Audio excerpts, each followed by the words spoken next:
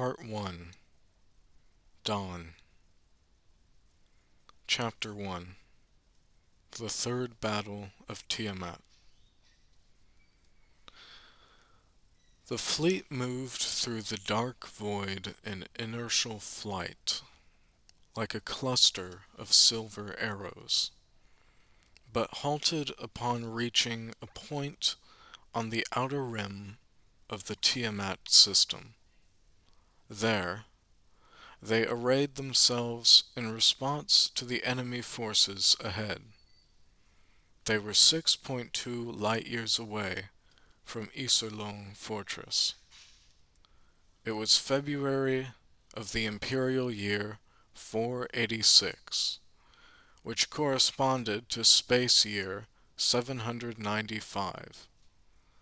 The Galactic Empire under the Golden Bomb dynasty, in retaliation for the large-scale offensive launched by the Free Planets Alliance late in the previous year, dispatched a punitive force. This force of 35,400 warships, under the command of Fleet Marshal Gregor von Muckenberger, set out from the imperial capital of Odin. One objective was to commemorate the 30th anniversary of Kaiser Frederick IV's coronation with a successful military campaign. Despite his unusually long reign, the Kaiser had no notable achievements in domestic affairs. Imperial Fleet Vice Admiral Reinhard von Musel irritably ran his hand through his golden mane of hair, reminiscent of a lion's. His ice-blue eyes gazed through the port of his private quarters at the polarized, corrected light of the stars. This year, 486 years since the founding of the empire by Kaiser Rudolf, Reinhard was just 19 years old. No one under the age of 20 had ever held the rank of vice admiral, except for members of the Golden Bomb imperial family. Many, frowning at this exceptional promotion, muttered, "It must be a sign of unrest when a subject encroaches upon his proper place." Not everyone remained silent in the face of the Kaiser's authority. Many wrapped their jealousy and hatred in the guise of upholding order, openly criticizing this extraordinary appointment. Since his first battle at the age of 15, Reinhard had repeatedly proven his merit on the battlefield. He had even served in the military police, successfully investigating a series of murders at the military academy. Yet his diverse talents could not escape the prejudices of many. Pressing his broad, distinguished forehead, along with his golden bangs, against the hard glass, Reinhard sought to feel the vast depth of the night. There, natural and artificial light dots blended, forming a soundless harmony that stretched as far as human perception could reach.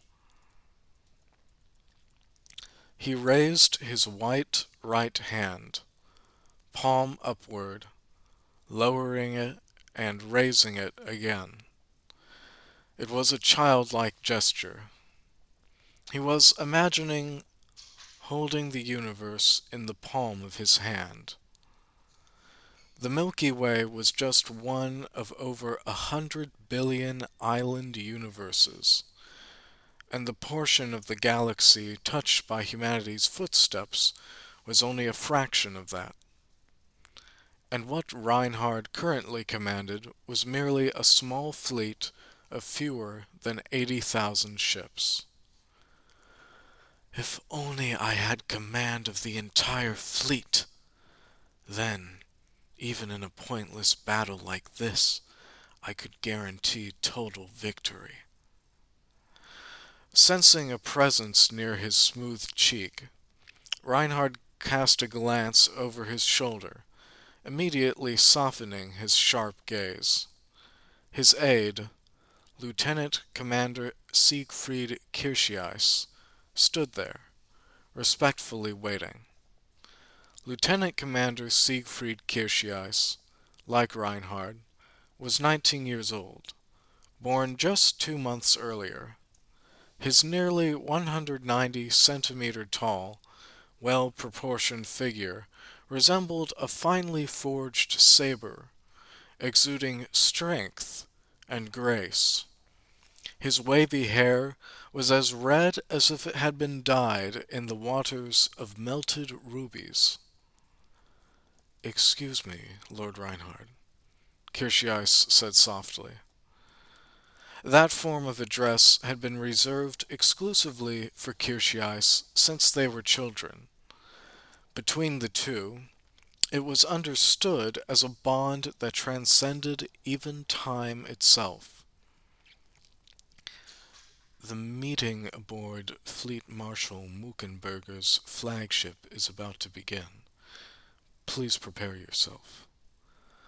Ah, yes. It wasn't that he had forgotten.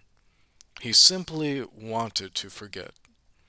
For now, Reinhard still had to respond obediently when summoned by others. The staircase to his ambitions stretched upward, and he had to continue climbing for some time yet.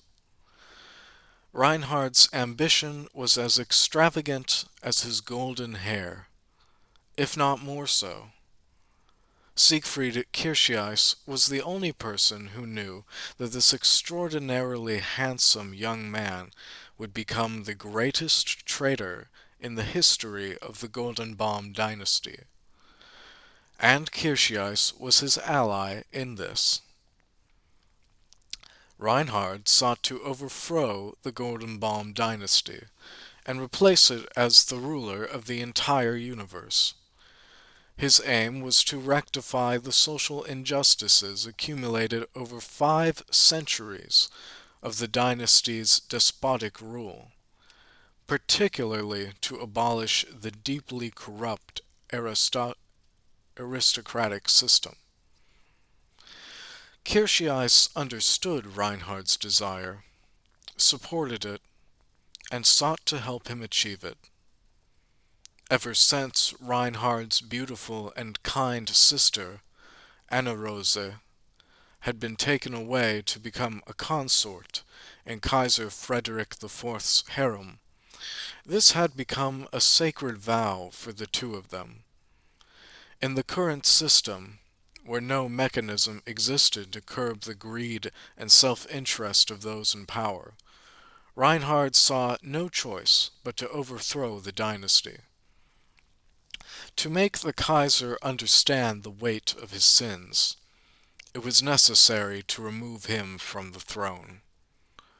Only then would the Kaiser truly understand the pain of losing something precious.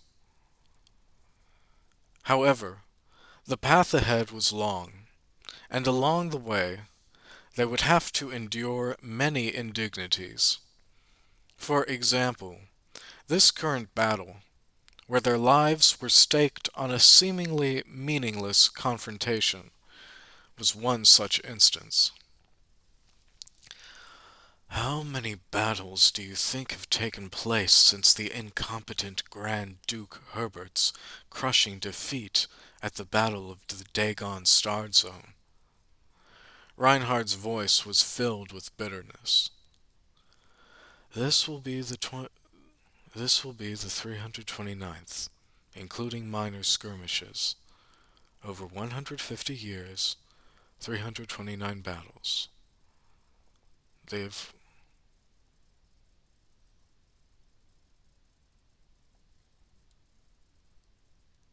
Oh.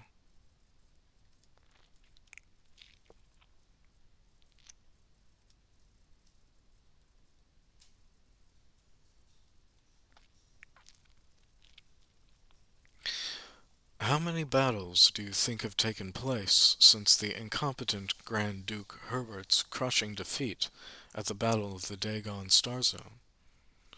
Reinhardt's voice was filled with bitterness. This will be the 329th, including minor skirmishes. Over 150 years, 329 battles. They've repeated the same thing over and over, without ever getting tired of it. It's because no conclusion was ever reached, Kircheis replied, smiling slightly at stating the obvious. It was his way of accepting the negative aspects of Reinhardt's emotions. The Alliance forces, no, those rebels, don't understand strategy. There's a way to neutralize Iserlohn Fortress without spilling any blood. Reinhardt thought he would love to teach them. If they truly wished to overthrow the despotic monarchy, there were numerous strategies they could employ. If they were concerned only with their own peace and safety, there were multiple alternatives they could pursue. And yet, the Alliance forces persistently and foolishly repeated the same tactic, attacking the Iserlohn corridor only to retreat in defeat. Reinhardt couldn't help but be exasperated by their rigidity. Why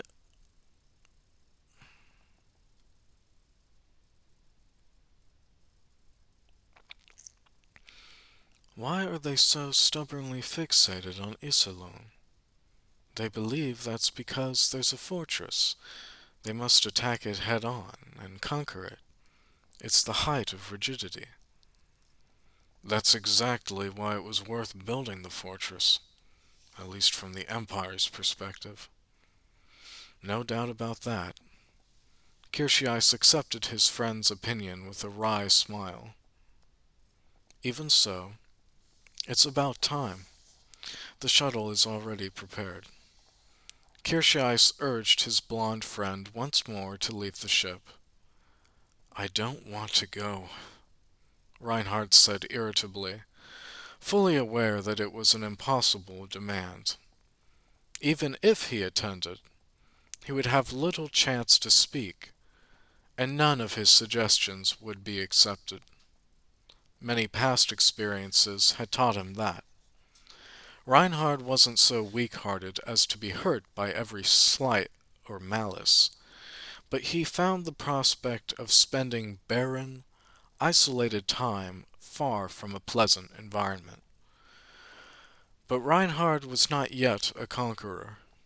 He was still someone who had to bow down to many. If I attend, the average age of the attendees will go down. That's about the only benefit, he added sarcastically. Fleet Marshal Gregor von Muckenberger, Supreme Commander of the Imperial Navy, was a man in his mid-50s, characterized by his gray eyebrows and matching sideburns. He had an imposing build and an impeccable posture.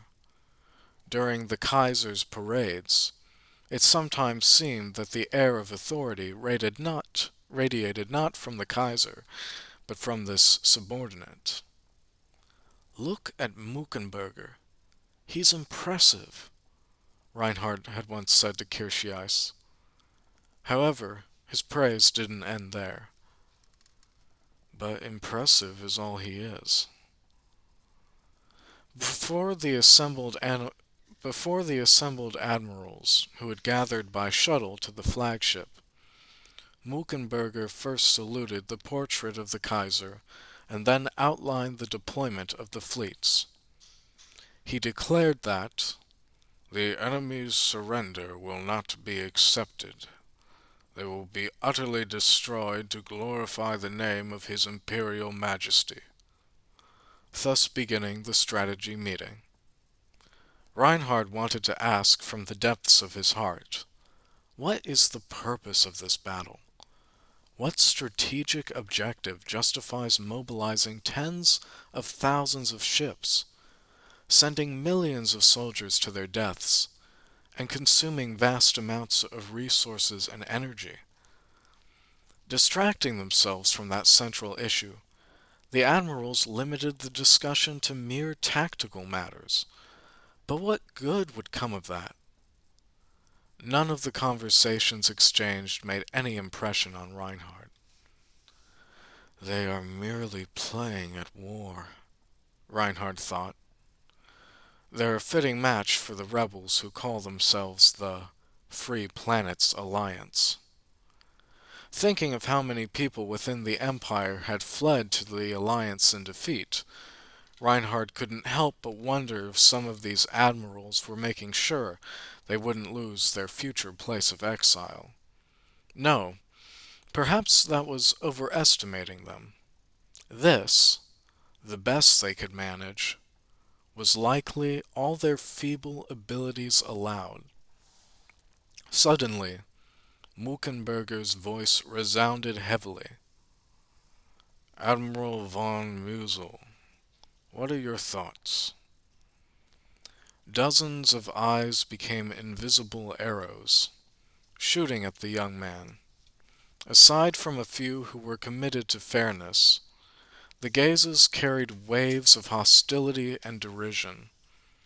Naturally, these unpleasant sensations crashed against Reinhard's nerves. But what puzzled him more was the lack of self-awareness. How could they concentrate such naked negative emotions on one young man who wasn't even 20 and not think of themselves as fools? Muckenberger's intent in asking was not entirely clear. It might have been mere formality, or perhaps he was waiting to ridicule Reinhard if he said something strange. One thing was certain. They were not seeking an honest opinion. If they genuinely valued Reinhard's talent, they wouldn't treat him like a nuisance and keep him in the back row. Contrary to his nature, Reinhard feigned mediocrity. There's nothing in particular I would suggest. The Marshal's wisdom is beyond the mere grasp of a junior like myself. Reinhard compensated for his lack of sincerity with humility. He had never sold his beauty, especially not his smile, but he had no problem selling politeness when necessary. Politeness was something he despised, and using it never caused him pain. Only his sister Anna Rose and his friend Kirchias were privileged to see Reinhard's true, radiant smile, like sunlight glimmering through crystal. Muckenberger nodded, not displeased to receive deference from the young man. Well, since there seem to be no other options, let us open champagne to toast in advance of our victory, and together we shall pray for His Majesty's glory and the Empire's prosperity. Cheers and applause erupted, and the admirals soon raised their champagne glasses high. To be so confident of victory before achieving anything, this was a mindset Reinhard could never understand. Though his face and actions did not betray his thoughts, he felt a sense of discomfort, as if everything around him had turned colorless. Nevertheless, he joined the other admirals. For His Imperial Majesty!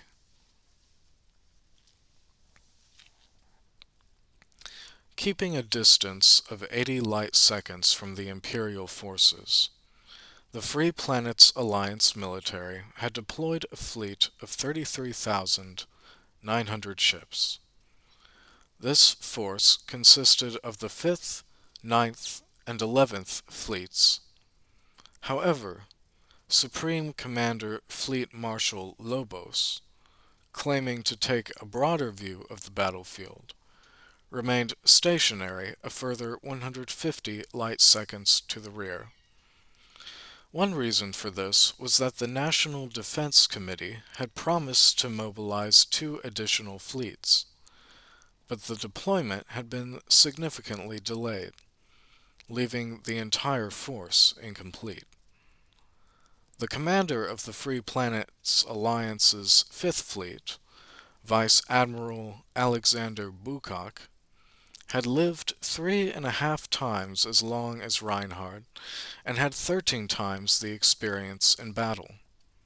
Bukak, who had not graduated from the officer academy, but had risen through the ranks from a common soldier to admiral, was an old general who was often spoken of with genuine respect. People would half-jokingly say, "Don't use the word seasoned for anyone but Admiral Bukak," in reference to his skills as a strategist. His popularity among the soldiers far exceeded that of the elite graduates from the officer academy. Even Fleet Marshal Sidney Stolé, the chief of joint operations, always showed respect for Bukak, who had taught him the intricacies of battle when he was a junior officer. Since Supreme Commander Fleet Marshal Lobos remained at the rear, Bukak was effectively the senior commander on the front lines, and thus should have taken overall command of the situation. Vice Admiral Alonhu, commander of the Ninth Fleet, understood this. However, there was one who was dissatisfied. Vice Admiral William Holland, commander of the 11th Fleet. Holland, 32 years old, had only recently been promoted to Vice Admiral due to his nimble tactical leadership during the attack on Iserlohn Fortress at the end of the previous year. Though that attack ended in a grand failure for the 6th time, so much so that the Imperial forces mockingly said,